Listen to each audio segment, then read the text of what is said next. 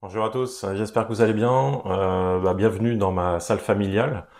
J'ai voulu en fait tourner ce vlog à la marina de Cap-Rouge et puis aujourd'hui j'avoue que j'ai pas eu trop le courage, comme il faisait super beau. Je me suis dit qu'il y avait beaucoup de monde donc comme pour se stationner là-bas c'est un peu compliqué. Ben voilà, j'ai voulu tourner dehors là, à mon extérieur. Mais le temps que je m'installe, la nuit était un peu trop tombée, donc la lumière était pas top. Donc j'essaye là à l'intérieur pour une fois. Pour autant, je vous mettrai à la fin des vidéos de Cap-Rouge, de la marina de Cap-Rouge. C'est vraiment un super endroit. Et à la fin aussi, je vous mettrai un lien vers la vidéo que j'avais tournée il y a presque 2 ans maintenant. Quand mes filles étaient venues, on était allé faire une balade là-bas et voilà, c'est le long du Saint-Laurent, c'est super sympa, on a une vue sur les ponts. Voilà, donc la vidéo à la fin et des images de la marina de Cap-Rouge à la fin aussi. Ça vaut vraiment le détour. Vous connaissez la musique, hein, mes notes. On va commencer par les commentaires. Pas grand-chose à dire sur les commentaires. Par contre, au niveau des messages, je me suis aperçu en fait que j'avais reçu des messages il y a presque 2 ans et en fait j'avais pas répondu. Désolé hein, à ces personnes, c'est vraiment pas de la mauvaise volonté, mais j'ai pas vu en fait ces messages-là. Et c'est dernièrement là cette semaine en trifouillant un peu dans les paramètres de Meta, de Instagram, de Facebook, etc. Parce que je trouvais que c'était un peu bizarre que j'ai des notifications et je voyais pas les messages, donc j'ai creusé un petit peu. Et j'ai vu qu'il y avait des messages de 6 mois, 1 an, 2 ans. Désolé, j'ai pas répondu. Si c'est toujours d'actualité, n'hésitez pas à reposer votre question. Maintenant, je pense enfin avoir activé suffisamment de notifications pour être au courant de tout ce qui arrive. D'ailleurs, j'ai répondu à une personne, Alizé, et en fait, c'était une question avant de venir. Et puis, j'ai appris qu'elle était arrivée avec son mari, donc voilà, bienvenue. Désolé pour ma réponse qui arrive un peu tardivement, mais c'est comme ça. Donc maintenant, j'ai réactivé toutes les notifications YouTube, Instagram, Facebook, etc. Donc normalement, je devrais rien rater comme message. Donc n'hésitez pas à me recontacter si jamais vous aviez des questions en privé. En ce moment, c'est le FEC, le Festival d'été de Québec. C'est la troisième année où je suis là, où j'ai la possibilité de le faire. Et je le fais toujours pas. En fait, la première année, j'avais pris ma place, mon pass pour tout le festival, qui d'ailleurs est pas cher, hein, pour je sais plus combien de temps ça dure, 10 jours, 10, 11 jours, et c'est 140 $. Donc c'est vraiment pas cher, surtout qu'il y a une qualité de programmation qui est vraiment assez impressionnante. Et donc la première année en 2022, j'ai pris mon pass uniquement parce qu'il y avait Alanis Morissette et je voulais absolument la voir. Pas de bol, j'ai fait un petit aller-retour en France juste avant d'y aller et je suis revenu avec le Covid. Donc j'ai pas pu faire... j'ai fait aucune date même d'ailleurs cette année-là. L'année dernière, j'ai pas pris mon pass du tout parce que j'étais un petit peu dégoûté de l'année d'avant. Et puis cette année, je l'ai pris, mais voilà, on se le partage avec Charlotte et puis elle fait certaines dates et puis en fait les dates qui restaient de dispo, moi il n'y avait pas de prog qui m'intéressait donc je revends mon place au prix où je l'ai acheté. Voilà. Troisième année où j'ai possibilité de faire le FEC, je le fais pas, donc tant pis, je retenterai ma chance l'année prochaine. Pour autant, si vous avez l'occasion d'y aller, ça vaut vraiment le coup. Il y a beaucoup de monde. Par contre, la grosse scène, là, elle est sur les plaines d'Agram, c'est 90 000 personnes, hein, la jauge. Voilà, donc allez-y. Si vous avez l'occasion, les passes, je sais plus quand est-ce qu'ils sont mis en vente, ou peut-être mois d'avril, quelque chose comme ça. Et ils sont mis en vente avant que la programmation soit diffusée. Et je crois que la programmation est diffusé au moment où on peut acheter les passes justement. Donc il faut les acheter vite parce que ça part très vite en quelques minutes, quelques heures. Donc en fait il faut se décider assez vite et voilà. Mais moi dans tous les cas je conseille de le prendre et puis au pire on le revend au prix d'achat. On trouve forcément quelqu'un qui sera intéressé. J'aime pas trop le revendre plus cher et je sais qu'il y en a qui font des x2 sur le prix du pass. Bon, no comment, c'est pas mon cas. Des nouvelles du CSQ, ça y est, je l'ai enfin reçu. On a reçu le CSQ et donc il y aura une vidéo dédiée sur ça qu'il faut que je tourne. Je pense que j'aurai peut-être le temps cette semaine, sinon la semaine d'après. Ça a été long, très long. On est à 6, 7 mois, 7, 8 mois à peu près. Il faudra que je revérifie les dates. Mais c'est ça. Et je vous en parlerai un peu plus en détail dans la vidéo dédiée, et justement il y aura les explications de pourquoi ça a duré autant de temps, pourquoi c'est 7 ou 8 mois, sachant qu'ils annoncent un CSQ en moins de temps que ça, mais je trouve que c'est un peu biaisé. Enfin voilà, je vais pas vous spoiler la vidéo, donc il y en aura une dans quelques semaines. Abonnez-vous à la chaîne, hein, d'ailleurs, si vous voulez pas la rater, et puis activez les notifications, ça je le dis jamais, mais voilà, pour une fois je le dis. Je pense que ça intéresse pas mal de gens d'avoir le CSQ, et donc l'étape d'après, bah, c'est demander la résidence permanente auprès du Canada. J'ai commencé le dossier, c'est très administratif, c'est pénible, c'est pas vraiment compliqué, mais il y a des petites subtilités.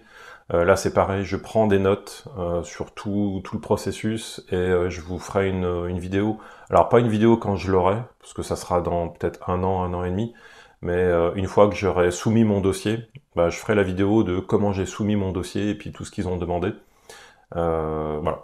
Donc l'étape d'après, la résidence permanente, enfin on avance. Un petit point météo, on est en ce moment, ça fait des hauts et des bas, on alterne entre des moments grisouilles, des grosses pluies. Il a même fallu que je vide la piscine tellement il avait plu. Et puis des journées un peu de chaleur, on est monté jusqu'à 47 degrés. Un jour en pic, 47 degrés, puis heureusement les nuits sont quand même assez fraîches, donc ça descend autour de 20, des fois un peu moins. Donc en ouvrant les fenêtres pour la nuit, c'est correct, on arrive à survivre, je dirais. Là, l'avantage du type de maison qu'on a, en fait, c'est que le sous-sol, lui, comme il est semi-enterré, il est à 20 degrés tout le temps. Donc c'est hyper agréable.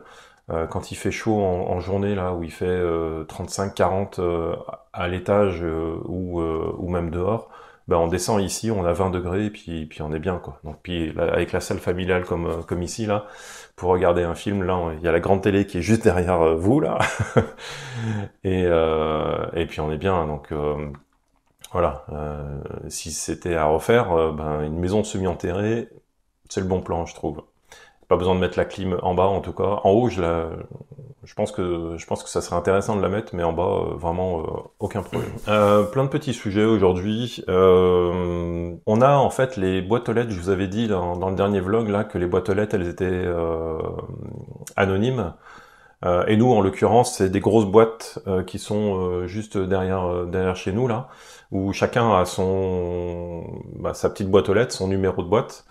Et donc elles sont assez petites, et en fait ce qui est rigolo c'est que quand on a un colis, alors des fois c'est livré à la porte, mais des fois c'est livré dans la boîte aux lettres, et en fait il y a des grosses boîtes qui sont à côté, et donc ils mettent le colis là-dedans, et il y a une clé spécifique pour ouvrir ces boîtes, et en fait ils nous le mettent dans notre boîte à nous, donc ce qui fait que quand on va chercher notre courrier, on voit qu'on a la clé de la grosse boîte de livraison, et puis avec c'est marqué dessus, hein, ouvrez la boîte et puis remettez-la dans la, ça fait beaucoup de boîtes, dans la boîte, comme si on postait une lettre en fait. Et puis voilà, en fait, moi je trouve que c'est super pratique, ça permet justement d'avoir chacun sa petite boîte, et puis quand on a une livraison, ben il y a quand même une solution. Alors généralement c'est tout ce qui n'est pas Amazon, parce que j'ai l'impression qu'Amazon livre que à la porte, et le reste bah, c'est livré en fait dans cette boîte là, donc je trouve que le système il est assez sympa. Je voulais parler du prix des cinémas aussi. Ici, il y a Cinéplex, qui est la grosse enseigne de cinéma, un peu comme en France, Pathé, et puis je sais plus ce qu'il y avait d'autre comme il y a un concurrent de Pathé, je sais plus comment ça s'appelle. Bon bref, ici il y a Cinéplex.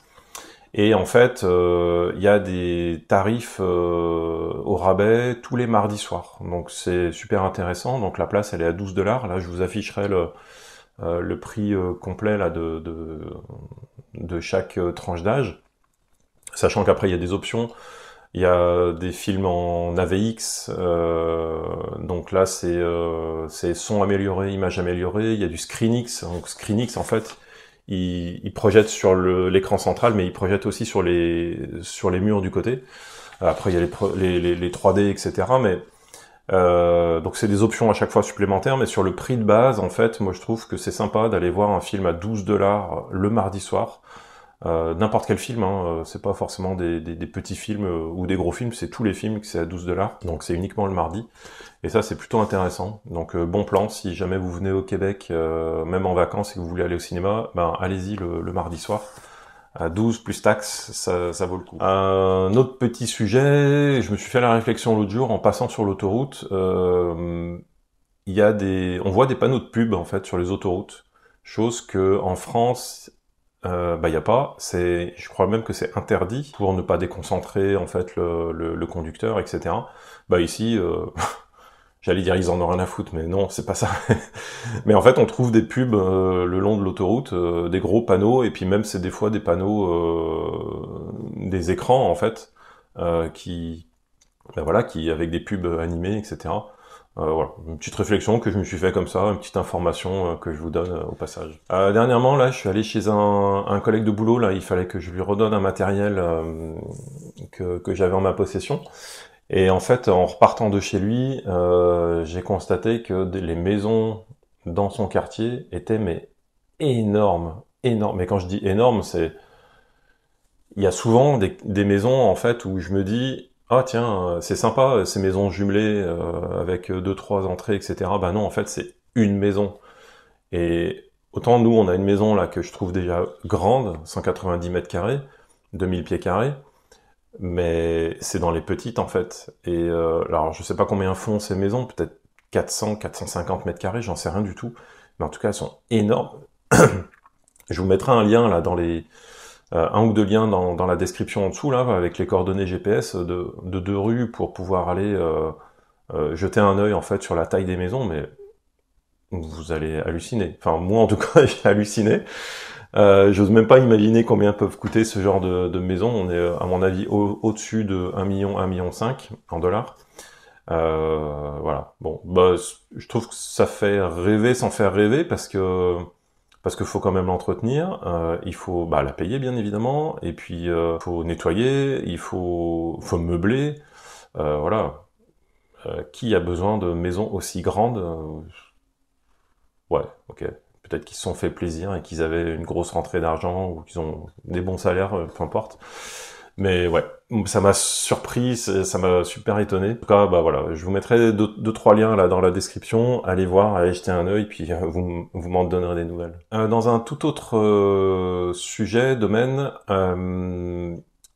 j'avais remarqué déjà depuis un bon moment que les bus scolaires, vous savez là, les grands bus jaunes, orange, ils ont en fait des couleurs de pare-chocs qui sont différents en fonction de la source d'alimentation avec laquelle ils roulent en fait.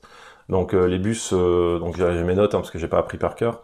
Donc les bus qui ont des pare-chocs avant et arrière noirs et gris, ça tourne à l'essence. Les bus électriques, ils sont bleus.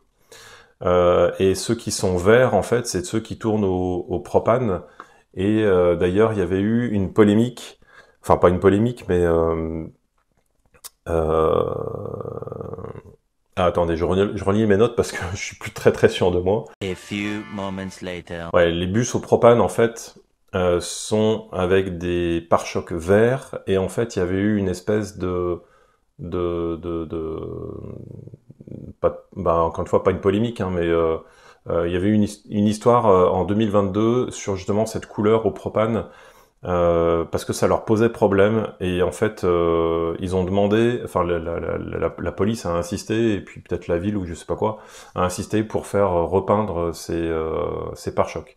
Je vous mettrai, je suis plus très sûr de ce que je dis. Je vous mettrai dans la description en fait un article sur lequel je me suis basé pour dire ça, et puis j'en avais entendu parler à l'époque sur Radio-Canada. En tout cas voilà, la couleur des pare-chocs permet justement aux pompiers de savoir sur quel type de bus ils interviennent en cas d'accident.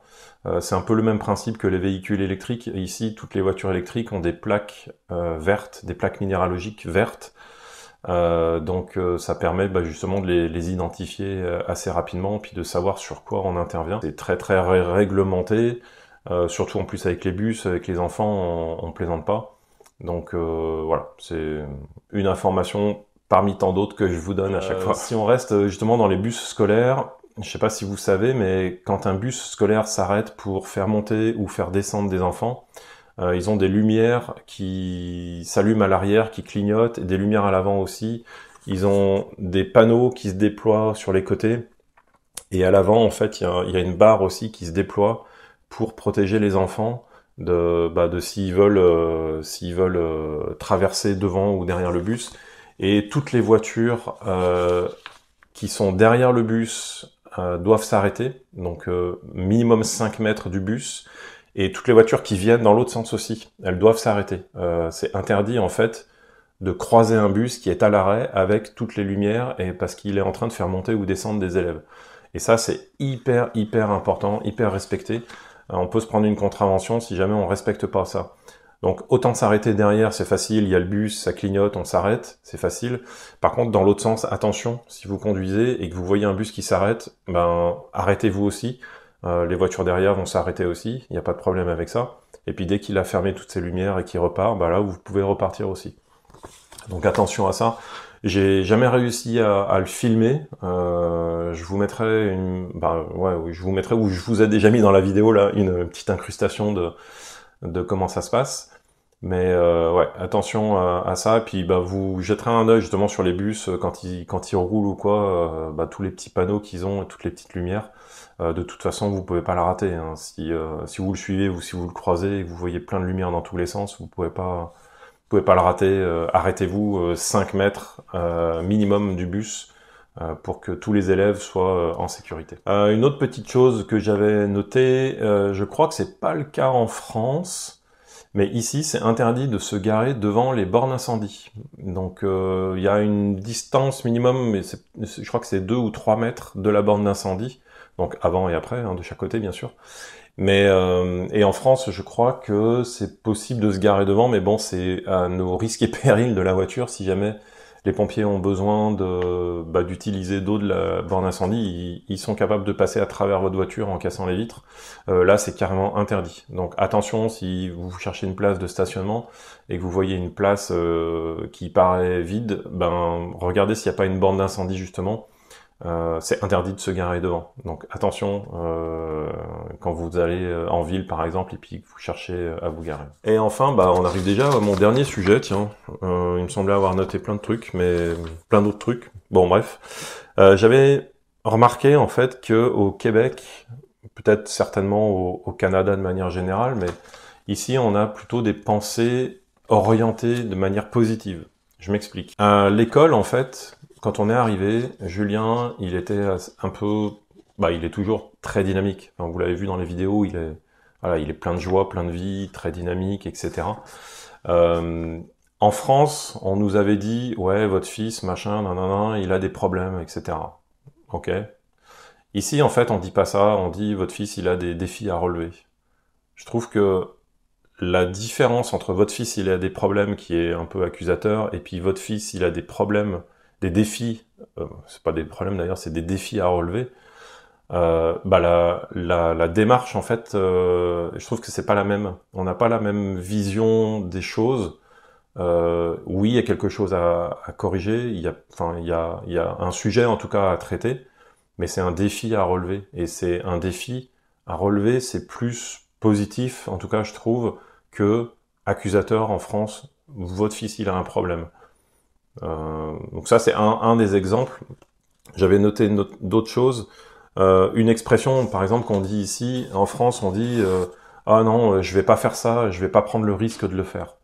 Ici on va pas dire ce genre de choses, on va dire je vais pas prendre de chance de le faire, ou je vais pas prendre de chance que ça me tombe dessus, ou voilà. Alors qu'en France c'est plutôt je vais pas prendre le risque que ça me tombe dessus.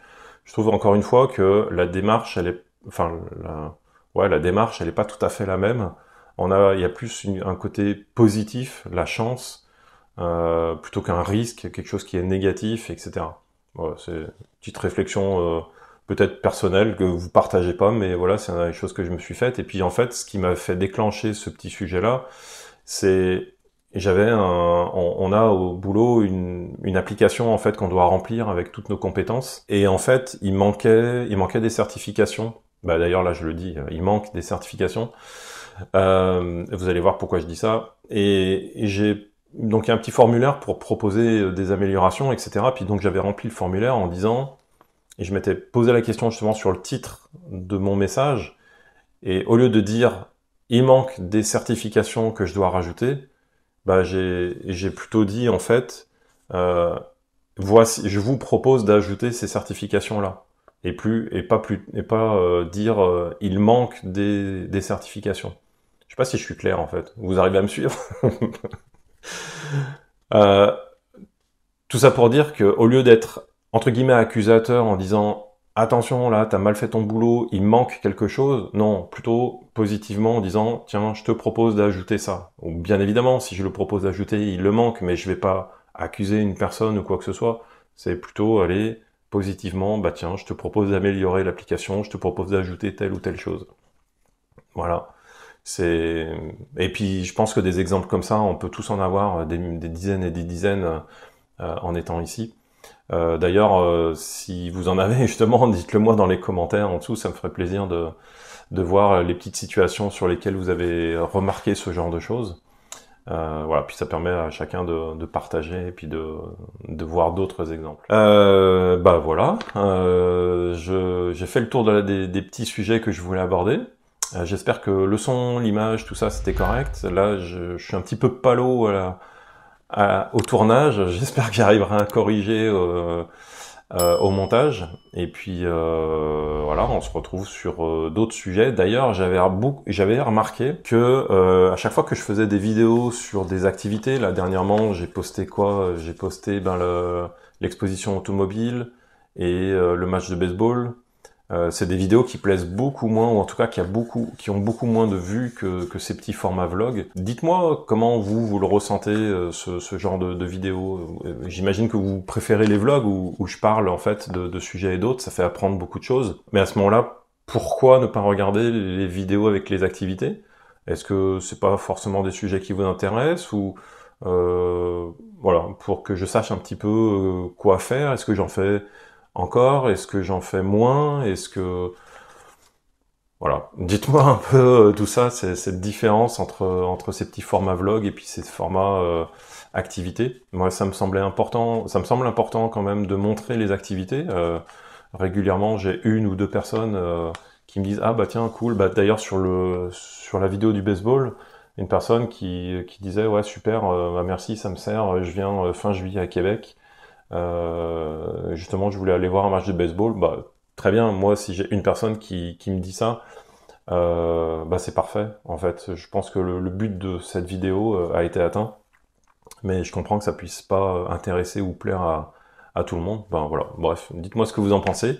En tout cas, je continue à faire des vlogs, et puis à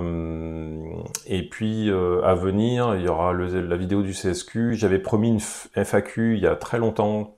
Désolé, j'ai pas eu le temps encore. Enfin, non, c'est pas que j'ai pas eu le temps, c'est que je n'ai pas pris le temps de traiter ça. Je vais recentrer encore toutes les questions, c'est dans ma boîte mail.